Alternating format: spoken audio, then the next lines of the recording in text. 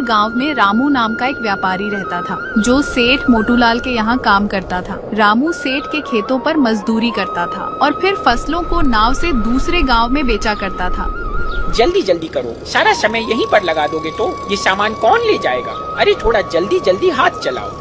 हाँ मालिक, सारा सामान नाव पर रख दिया है, बस ये कुछ चावल के बोरे ही रह गए हैं, बस इनको भी रखकर हम तुरंत ही निकल जाएंगे। हाँ ठीक है, जल्दी करो। अरे बिरजू कहाँ गया? कहीं दिख नहीं रहा है। वो मालिक बिरजू इस ठंड में अचानक बेहोश होकर गिर पड़ा था, इसलिए हम उसे घर छोड़ आए। अरे तो तुमने मुझे क्यों नहीं बताया? घर क्यों भेज दिया? मालिक मैं हूँ कि तुम बताओ जरा। आप मालिक?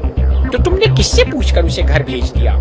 जी मालिक, गलती हो गई, आगे से ऐसा नहीं होगा। होनी भी नहीं चाहिए, नहीं तो तुम्हारी नौकरी तो गई समझो। चलो सब जल्दी जल्दी काम करो। रामू भाई, आज तो बहुत ठंड लग रही है, मेरे तो हाथ ठीक से काम ही नहीं कर रहे। हाँ भाई, सारा मामला तो पेट का ही तो है। अगर यह भूख ना होती तो मैं तो इस ठंड में घर से बाहर ही नहीं निकलता, पर क्या करें, जब भगवान ने पेट दिया है तो इसके लिए तो यह सब करना ही पड़ेगा। हाँ भाई शंकर, हम गरीबों के पास इस ठंड में काम करने के सिवा कोई और रास्ता भी तो नहीं है। काम करें तो कुछ पैसे मिले, एक यह हमारा मालिक है जिसके पास हम गरीबों के ऊपर जरा सा भी दया भाव नहीं है। इतनी ठंड में दिन रात हमसे काम लेता है और खुद तो सारा दिन बंद घर में घुसा रहता है। अरे भाई थोड़ा धीरे बोल, कहीं मालिक ने सुन लिया ना तो खामखा ही सबको डांट पड़ेगी। वैसे भी मालिक के पास दिल कहाँ है हम मजदूरों के लिए, उन्हें तो बस काम से मतलब है, चाहे कितनी ही ठंड हो। अरे यूं रोने धोने से कुछ नहीं होगा, चलो सब जल्दी, जितना जल्दी काम निपटे उतना ही जल्दी हम घर को लौट पाएंगे। सभी मजदूर नाव में बैठकर दूसरे गांव के लिए निकल पड़ते हैं। रामू अपने परिवार के साथ एक छोटे से टूटे फूटे मकान में रहता था। रामू सेठ मोटू के खेतों में खेती करके अपने परिवार का पालन पोषण करता था। रामू का परिवार बहुत गरीब था और उनका घर भी टूटा फूटा था, जिस वजह से सर्दियों का मौसम आते ही उन्हें बहुत परेशानियों का सामना करना पड़ता था।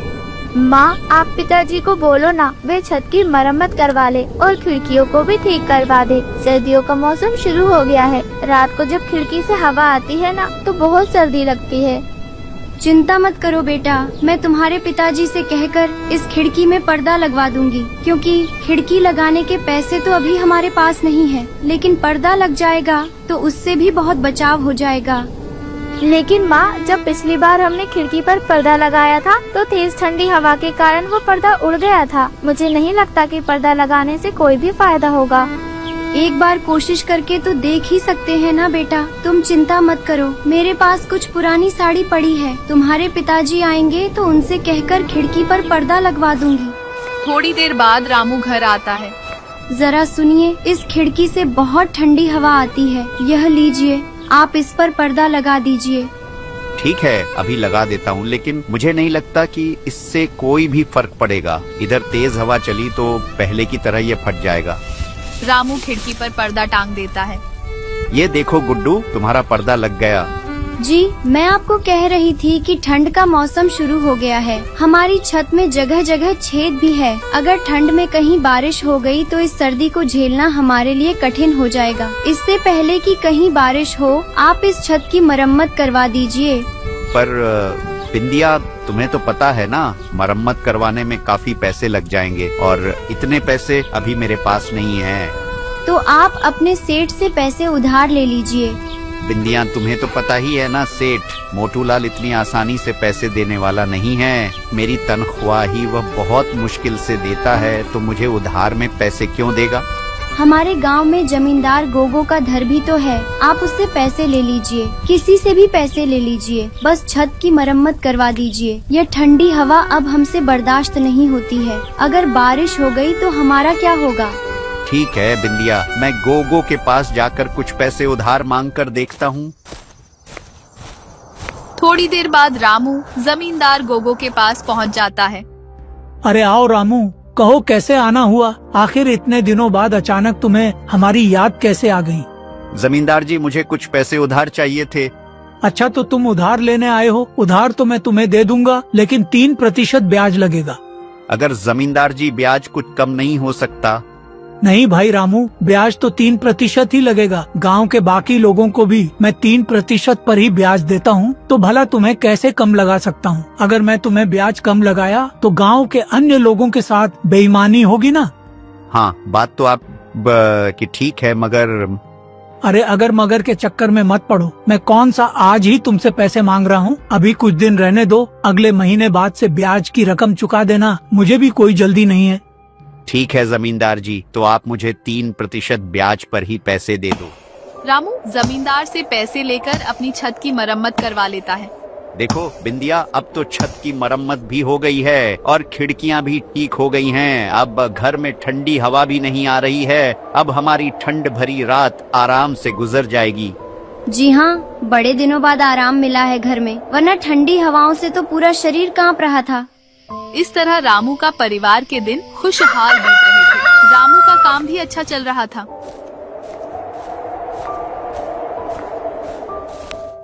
कहिए मुंशी जी, क्या चल रहा है? सब ठीक तो है ना?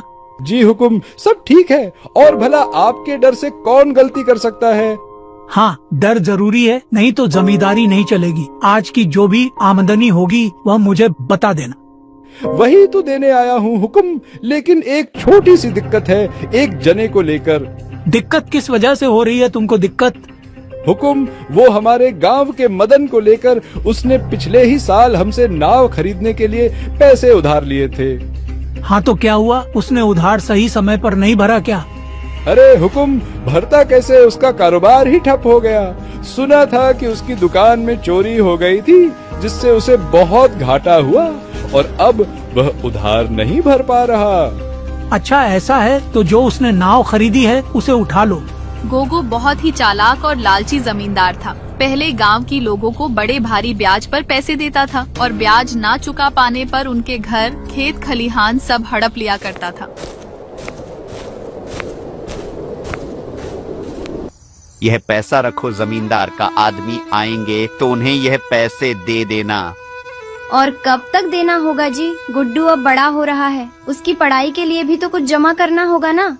और ज्यादा दिन नहीं, लगभग सब चुकता हो ही गया है। बस भगवान की कृपा से इसी तरह काम चलता रहा ना, तो अगले आने वाले 3 महीनों में हमारा सारा कर्जा चुकता हो जाएगा।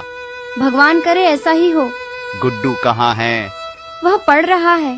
उसका अच्छे से ख्याल रखना, आखिर वही हमारे लिए सब कुछ है। चलो मैं अब निकलता हूँ, नहीं तो काम में देरी हो जाएगी। अच्छे से जाइएगा।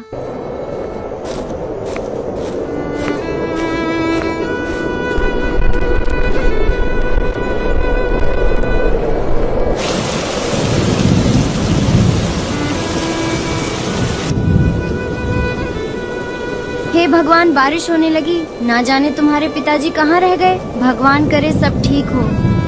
माँ क्या हुआ? कुछ नहीं बेटा, तुम अंदर चलो, मैं अभी आती हूँ। भगवान उनकी रक्षा करना, इतनी बारिश हो रही है, बस वह सुरक्षित घर आ जाए।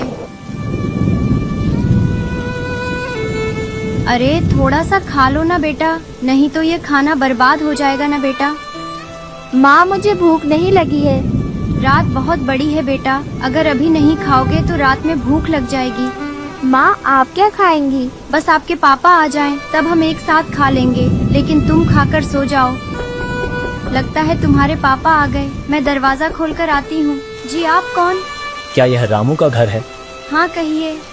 आज नदी से नाव ले जाते समय बीच रास्ते में नाव पलट गई। नाव पलट जाने से रामू की उस नदी में ही मौत हो गई। नहीं, ऐसा नहीं हो सकता। इसके बाद बिंदिया अपने जीवन में अकेली पड़ जाती है। उसके जीवन की सारी खुशियाँ चली जाती है। वह खुद तो दूर, वह अपने बेटे को भी 3 वक्त का ढंग से खाना भी नहीं खिला पाती है। ऊपर से जमींदार के पैसे ना लौटाने पर उसको खूब खरी खोटी सुननी पड़ती है। वह दिन के आधे समय में सिर्फ रोती रहती थी। उसे जीने की कोई इच्छा न थी, इसलिए वह खुद को मारना चाहती थी। लेकिन यह सब सोचते ही उसे अपने बेटे की याद आ जाती थी। अगर मैं भी चली गई तो मेरे बच्चे को कौन देखेगा? नहीं, मैं कमजोर नहीं पड़ सकती। मुझे जीना होगा अपने बेटे के लिए। मुझे अपने बेटे के लिए जीना ही पड़ेगा। लेकिन कुछ भी करूं, कुछ पैसे तो चाहिए ही। वो मैं कहां से लाऊंगी? जमींदार बाबू को तो वैसे ही पैसे देने हैं। अगर उनसे मांगूंगी तो क्या वह देंगे? जो भी हो, एक बार बोलकर देखती हूँ, हो सके दे दे। रामू का और कितना पैसा निकल रहा है जो उधार लिया था? उसका 80% तो चुका दिया।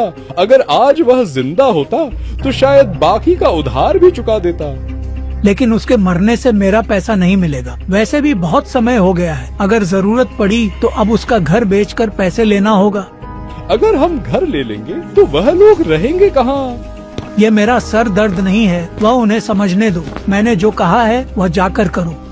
जी आप दोनों कैसी बातें कर रहे हैं? बेचारी विधवा कहाँ से भरेगी अब आपका ब्याज, और अब आप उसका घर लेने की भी बात कर रहे हैं। इतनी ठंड में वह बेचारी अपने बच्चे के साथ कहाँ जाएगी? कम से कम उन दोनों के बारे में तो सोचो। उन दोनों का क्या कसूर? एक तो वैसे ही उनके सर पर मुश्किलों का पहाड़ टूट पड़ा है, और आप इस ठंड में उनसे उनकी छत भी छीनना चाहते हैं। आप ऐसा मत कीजिए। यहाँ क्या कर रही हो तुम? तुम्हें कितनी बार कहा है मेरे व्यापार में बार बार दखल अंदाजी मत किया करो। तुम्हारा काम घर में झाड़ू पोछा करना है, जाओ और अपना काम करो। माफी हुजूर, लेकिन ठकुराइन जी बात तो सही कह रही है। इतनी ठंड में वह बेचारे कहाँ जाएंगे? मैं क्या कह रहा था हुजूर, रामू ने जितना पैसा दिया था उससे कहीं ज्यादा उसके घर की कीमत है। इसलिए आप वह घर ले लीजिए और उन्हें नदी किनारे वाला आपका जो पुराना घर है ना, वह उनको दे दीजिए, और थोड़े बहुत पैसे भी दे देना। वैसे भी वह घर कब से वीरान पड़ा हुआ है, क्या पता कब नदी में बह जाए, और इसके लिए आपको कोई दोष भी नहीं दे सकेगा। वैसे भी अगर इतनी ठंड में आप उनको घर से बाहर निकालेंगे और यह बात गांव में फैलेगी तो आपकी बहुत बदनामी होगी, लोग आपको बेरहम समझेंगे। बात तो तुम पते की कर रहे हो मुंशी। ठीक है, जैसा तुमने कहा है वैसा ही करो। जमींदार बाबू, आओ आओ, तुम्हारी ही बारे में बात चल रही थी। ये बताओ, इस बार तुमने मेरा बकाया क्यों नहीं दिया?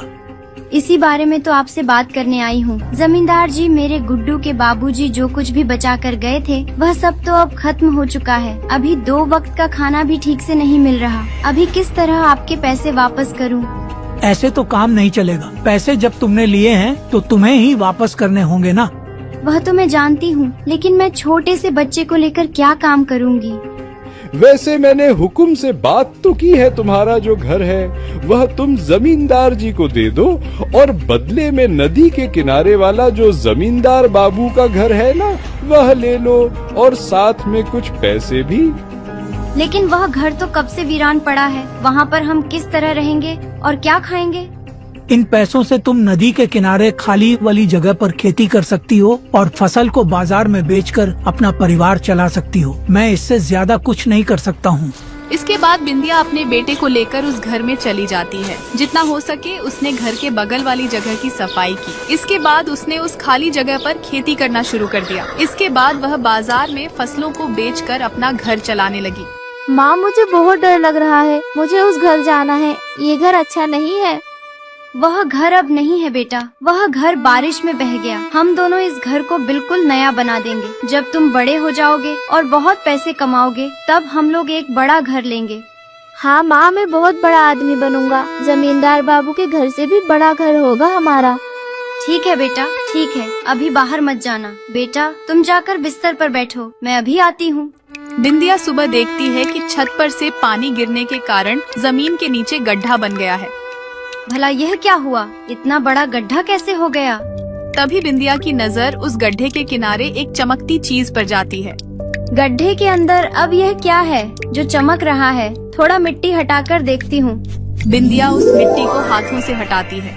अरे, ये तो सोने के सिक्के हैं। सोने के सिक्के से भरा मटका। इन सिक्कों के बारे में अगर जमींदार बाबू को पता चल गया तो वह तो सब लेकर चले जाएंगे। आज ही मुझे ये सब लेकर यहाँ से चले जाना होगा। इसके बाद बिंदिया सिक्कों को अपने झोले में रखकर अपने बेटे को साथ लेकर उस गांव से हमेशा हमेशा के लिए चली जाती है। फिर किसी और गांव में जाकर घर खरीद